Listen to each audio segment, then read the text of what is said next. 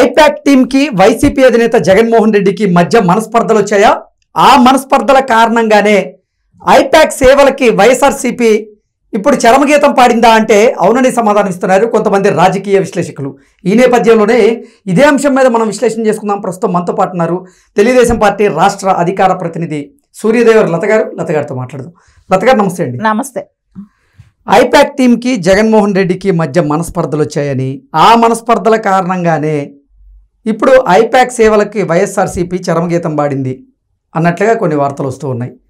2024లో జరిగినటువంటి సార్వత్రిక ఎన్నికల్లో వైఎస్ఆర్సీపీ ఘోర ఓటమిని చవి చూసినటువంటి నేపథ్యంలో ఆ ఓటమికి ఐపాకే కారణం అని జగన్మోహన్ రెడ్డి భావించారని, అందుకే ఐపాక్ టీంకి జగన్మోహన్ రెడ్డికి మధ్య మనస్పర్ధలు తలెత్తాయని, ఆ మనస్పర్ధల కారణంగానే ఇప్పుడు ఐపాక్ సేవలకి వైఎస్ఆర్సీపీ గుడ్ బై చెప్పింది అనేటువంటి వార్తలు వస్తున్న నేపథ్యంలో దీని మీద మీ విశ్లేషణ ఏంటి? ఐపాక్ టీం 2014 నుంచి 19 వరకు జగన్కి చాలా ప్రోగ్రామ్స్ అయితే కండక్ట్ చేయటం కానివ్వండి, ప్రజల్లోకి తీసుకెళ్ళాలి, ఒక జగన్మోహన్ రెడ్డిని అధికారంలోకి తీసుకురావడానికి శాయశక్తుల ప్రయత్నం చేసింది ఐపాక్ టీం. ఒక్క ఛాన్స్ అనే నినాదంతో వెళ్ళటం కానివ్వండి, ఇవన్నీ కూడా చేయటం జరిగింది. వాళ్ళ స్ట్రాటజీ ప్రకారం అయితే ఒక రకంగా అది జగన్మోహన్ రెడ్డికి అప్పుడు ప్లస్ అయ్యింది. సరే, గెలిచిన తర్వాత ఎందుకు మైనస్ అయ్యింది అని చూస్తే, గెలిచిన తర్వాత జగన్మోహన్ రెడ్డికి కొత్త క్వార్టరీలు అనేది ఒకటి స్టార్ట్ అయ్యింది. సో ఈ ఐపాక్ టీం ఏముంది, మనకు నచ్చిన వాళ్ళతో మనం నచ్చినట్టు చేసుకోవచ్చు కదా. అప్పుడు అయితే సజ్జల గారికి అంత ఇంపార్టెంట్ లేదు కదా. సో సజ్జల గారికి ఇంపార్టెంట్ లేనప్పుడు ఐపాక్ టీంతో పెద్ద వాళ్ళకి టచ్ ఉండేది కాదు. సో అది ఐపాక్ టీం అనేది అది ఒకటి. ఇదే సజ్జల గారు ఎప్పుడైతే అధికారంలో వచ్చిన తర్వాత ఎంటర్ అయిన దగ్గర నుంచి ఆయనకి కావాల్సిన వ్యక్తుల్ని పెట్టుకోవటం మొదలు పెడతా వచ్చాడు. అంటే సజ్జల భార్గవ రెడ్డికి సోషల్ మీడియా అప్పచెప్పటమే కానివ్వండి, సో వాళ్ళు చేసిన పనులే కానివ్వండి, అక్కడ వీళ్ళిద్దరికీ నేను అనుకుంటా మేబీ సింక్ అవ్వకపోయి ఉండొచ్చు. ఐపాక్ టీమే కానివ్వండి, సోషల్ మీడియాది సజ్జల భార్గవ రెడ్డిదే కానివ్వండి, ఇది డిఫరెంట్. అదో కోణంలోకి వెళ్తే ఇది ఒకటి, ఇట్లా డిఫరెంట్ వేలో కూడా నడిచాయి. అంటే ఇక్కడ ఏంటంటే అదంతా ఇప్పుడు ఆ తప్పునంతా ఎవరి మీద నెట్టుతున్నారు? ఓడిపోయిన తర్వాత, అంటే ఒక టర్మ్లో గెలిచినప్పుడు తెలియలేదా ఐపాక్ టీం గురించి?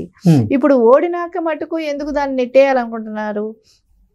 ఓడిన తర్వాత ఎవరు హ్యాండిల్ చేస్తే, అంటే గెలిచినప్పుడు ఎవరు హ్యాండిల్ చేస్తే అది జరిగింది? అధికారంలో ఉన్నప్పుడు సజ్జల భార్గవ రెడ్డికి ఇచ్చారు కదా. సో ఆయన బాధ్యత కూడా ఉంది కదా. సో ఆయన ఏ రకంగా ప్రజల్లో కంటే బూతు సంస్కృతి తీసుకొచ్చాడో, బూతులు మాట్లాడటం, అప్పటి వరకు బూతులు అనేది లేకుండా ఉండే. అసలు వైసీపీ కొన్ని డిజైన్ చేసుకున్నటువంటి కార్యక్రమాలు, గడప గడపకి వైసీపీ, రావాలి జగన్ కావాలి జగన్, అలాగే సిద్ధమేనా, ఇటువంటి కార్యక్రమాలన్నీ కూడా అసలు వైఎస్ఆర్సీపీకి ఈ ఐపాకే డిజైన్ చేసి ఇచ్చింది. ఐపాక్ సూచనల మేరకే ఆ కార్యక్రమాలను చేపట్టింది వైసీపీ అనేటువంటి వాదనలు ఉన్నాయి. ఈ నేపథ్యంలో అసలు రాను రోజుల్లో ఇక జగన్మోహన్ రెడ్డి ఐపాక్ని మళ్ళీ వ్యూహకర్తగా, అంటే ఎన్నికల వ్యూహకర్తగా ఐపాక్ టీంని పెట్టుకునేటువంటి అవకాశం లేదనేటువంటి వార్తలు వస్తూ ఉన్నాయి. మరి ఎవరిని పెట్టుకునేటువంటి అవకాశం ఉందంటారు? ఇప్పుడు వేరే విషయంగా ఆలోచించినా కూడా జగన్మోహన్ రెడ్డి నమ్మటం అనేది కష్టం మనుషుల్ని. సో ఆ నమ్మకపోవడం అనే దానికి కుటుంబ సభ్యులను కూడా ఎలా దూరం పెట్టుకున్నాడు అనేది తెలుసు. అదేలాగా ఐపాక్ టీమును కూడా నమ్మకపోయిండొచ్చు. ఇప్పుడు ఆయనకి ఒక టైం నమ్మకం అనేది, ఆయన కష్టంలో ఉన్నప్పుడు ఉన్నాళ్ళు వేరుగా ఉంటారు. సరే, ఆయన హ్యాపీ మూడ్లోకి వచ్చేసిన తర్వాత వాళ్ళందరినీ పక్కన నెట్టేస్తాడు. ఇంతకీ జగన్మోహన్ రెడ్డి కానీ లేదా వైఎస్ఆర్సీపీ కానీ చరమగీతం పాడినటువంటి ఈ ఐపాక్ టీము ప్రశాంత్ కిషోర్కి చెందినటువంటి ఐపాక్ టీమా లేదా చెవిరెడ్డి భాస్కర్ రెడ్డికి చెందిన ఐపాక్ టీమా? ఎందుకంటే ప్రశాంత్ కిషోర్ గారు ఈ ఐపాక్ టీంని వదిలి బయటికి వెళ్ళిన తర్వాత కొన్ని రోజులు ఈ ఐపాక్ టీంని హ్యాండిల్ చేసింది చెవిరెడ్డి భాస్కర్ రెడ్డి గారు. మరి ఇప్పుడు వైఎస్ఆర్సీపీ ఐపాక్ టీంకి గుడ్ బై చెప్పింది అనేటువంటి వార్తలు వస్తున్న నేపథ్యంలో, అంటే ఐపాక్ టీంలో ఉన్నవారు చెవిరెడ్డి భాస్కర్ రెడ్డి కూడా ఉంటారు కదా, ఆయనకి గుడ్ బై చెప్పినట్లా, లేకపోతే ఇది ప్రశాంత్ కిషోర్ టీంకి అచ్చంగా గుడ్ బై చెప్పినట్లా? ఇక్కడ ఏంటంటే ప్రశాంత్ కిషోర్ టీంకి గుడ్ బై చెప్తున్నట్టే కనపడుతుంది. ఎందుకంటే ప్రశాంత్ కిషోర్ గారు మనం చాలా సార్లు చూసాం, అతన్ని డైరెక్ట్ గా నేను తప్పు చేశాను, ఆంధ్రప్రదేశ్కి నష్టం కలిగించాను అనేది ఆయన పశ్చాత్తాపడినట్టు ఆయన చెప్పుకున్నట్టు కూడా మనం అందరం విన్నదే. అంటే ఇలాంటి వ్యక్తిని గెలిపించి ఉండకూడదు, ఇలాంటి వ్యక్తికి సపోర్ట్ చేసి ఉండకూడదు జగన్మోహన్ రెడ్డి గారు లాంటిది అని చెప్పి ఆయన అన్నమాట కూడా నిజమే. సరే, ఈ రోజున ఆయన టీడీపీతో అక్కడక్కడ కలవటమే కానివ్వండి, ఆయన వేరే సర్వేలు చేస్తూ టీడీపీ గురించి చెప్పటం కానివ్వండి, బయట మాట్లాడినప్పుడు మీడియా పరంగా కూడా అవన్నీ కూడా ఆయనకు ఒక అనుమానం అనేది రేకెత్తించి ఉంటది జగన్మోహన్ రెడ్డికి. ఇదేంటి ఐపాక్ టీం నా దగ్గరే ఒక మేబీ ప్రశాంత్ కిషోర్ మనుషులే కాబట్టి సో వాళ్ళు ఏమైనా టీడీపీకి ఏమైనా సపోర్ట్ చేస్తున్నారనే ఆలోచన. నేను అదే చెప్పాను కదా, జగన్మోహన్ రెడ్డి ఎవరిని నమ్మడు. అంటే నమ్మకపోబట్టే ఆయన తల్లినైనా చెల్లినైనా పక్కన పెట్టడం, వివేకానంద రెడ్డి గారు లాంటి వాళ్ళు ఆయన చనిపోవాల్సి రావటం కానీ ఇవన్నీ చూస్తుంటే వాళ్ళనే నమ్మని వ్యక్తి ఐపాక్ టీంని ఎప్పుడు వరకు నమ్ముతాడు? సో అక్కడి వరకే నమ్మాడు. సరే, చెవిరెడ్డి భాస్కర్ రెడ్డి గారి విషయం వస్తేనా, ఆయన్ని ఇప్పుడు ఎవరూ లేని చోట అనుకుంటాం కదా, ఒక ఎడారిలో ఏదైనా అంటే ఆముదు చెట్టైనా మహావృక్షం అనుకుంటాం. సో ఇప్పుడు వాళ్ళ పార్టీలో ఉండే వాళ్ళందరూ వెళ్ళిపోతున్నప్పుడు చెవిరెడ్డి భాస్కర్ రెడ్డి గారిని ఈయన అనే అంత సాహసం చేయరు జగన్మోహన్ రెడ్డి గారు. సో వెళ్ళిపోయే వాళ్ళే వెళ్ళిపోతున్నారు, ఎమ్మెల్సీలు ఎమ్మెల్యేలే వెళ్ళిపోతున్నారు, ఎంపీలుగా ఉన్నారు, రాజ్యసభ సభ్యులు వాళ్ళే వెళ్ళిపోతున్నారు. సో ఇప్పుడు చెవిరెడ్డి భాస్కర్ రెడ్డి లాంటి వాళ్ళని కూడా తరిమేసుకుంటే ఆయన పరిస్థితి ఏంటి?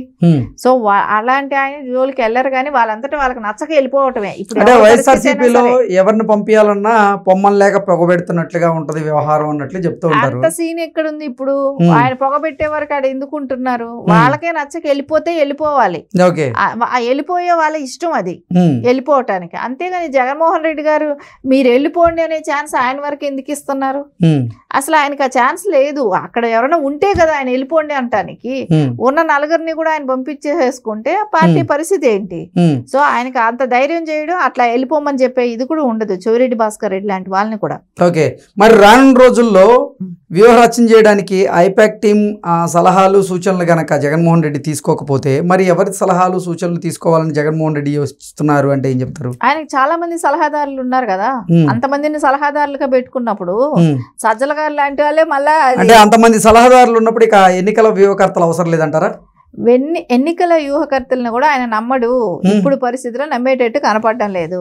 సజ్జల లాంటి వాళ్ళు ఏం బ్యాకప్ అంటే ఆయనకంటూ ఒక కోటరీ ఉంది, ఆ కోటరీ డెసిషన్ తీసుకుంటాడు, లేకుండా ఇంకొక కొత్త టీంని పెట్టుకోవటానికి ట్రై చేస్తాడు.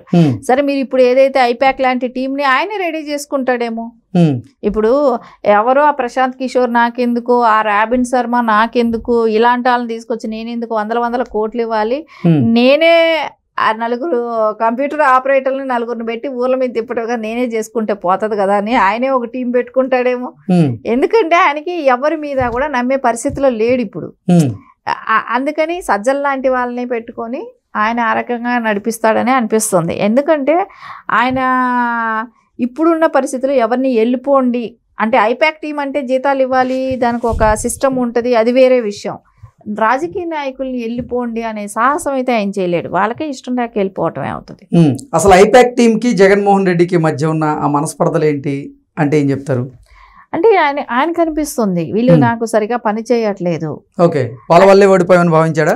వాళ్ళ వల్ల ఓడిపోయారని. ఇప్పుడు ఒక్కటే, ఎవరైనా ఫస్ట్ సారి గెలిచారు అని అన్నప్పుడు ఒక ఛాన్స్ సిద్ధాంతం అనేది వర్కౌట్ అయింది, అంతకుమించి ఆయన ఇంక వేరే ఏమీ లేదు. ఒక ఛాన్స్ ఇచ్చి చూద్దాం ఏం చేస్తాడు. సో రాజశేఖర్ రెడ్డి కొడుకు కదా, ఒక ఛాన్స్ ఇద్దాం. ఆ టైంలో తల్లి చెల్లి అంతా కుటుంబ సభ్యులంతా ఎమ్మడిబడి తిరిగారు చేశారు కాబట్టి ఒక ఛాన్స్. అది కూడా కాకుండా వివేకానంద రెడ్డి గారిని చంపటమే కానివ్వండి, ఆయన కోడికత్తి డ్రామా కానివ్వండి, ఇవన్నీ వర్కౌట్ అయ్యాయి. సో దాని మూలన గెలిచావు. గెలిచిన తర్వాత జరిగిన పరిపాలన విధానం చూస్తారు వన్స్. అంటే అపోజిషన్లో ఉన్నప్పుడు ఒకటి, నువ్వు సీఎంగా ఉన్నప్పుడు చేసింది ఏంటనేది చూస్తారు. ప్రజలు చూసే దృష్టి అట్లాగే ఉంటుంది. ఏ ప్యాక్ టీములు తీసుకొచ్చి పెట్టినా, ఐపాకే కదా ఇంకా వేరే ప్యాక్ టీములు తెచ్చిపెట్టినా ప్రజలు చూసేది మాకేం జరిగిందని చూస్తారే కానీ నువ్వు ఈ టీములు పెట్టావా ఆ టీములు పెట్టావా, సజ్జల భార్గవ రెడ్డి ఉన్నాడా, చెవిరెడ్డి భాస్కర్ రెడ్డి ఉన్నాడా, ఐపాక్ టీం ఉందా, దాన్ని నడిపేవాడు రాబిన్ శర్మనా లేకుంటే ప్రశాంత్ కిషోర్ గారా అని ఇవన్నీ ప్రజలకు అవసరం లేదు కదా. నీకు ఇచ్చిన ఛాన్సులు నువ్వేం చేసావు? సో మాకేం లాభం, మాకు కావాల్సింది మేము చేస్తాం, మాకు కావాల్సిన నాయకుడు మేము ఎన్నుకుంటాం. అదే ఎండ్ ఆఫ్ ద టైం ప్రజలు కోరుకునేది అదే చూస్తారు. వాళ్ళకేం మంచి జరిగితే అదే కావాలనుకుంటారు. ఓకే అండి, thank you so much. Thank you.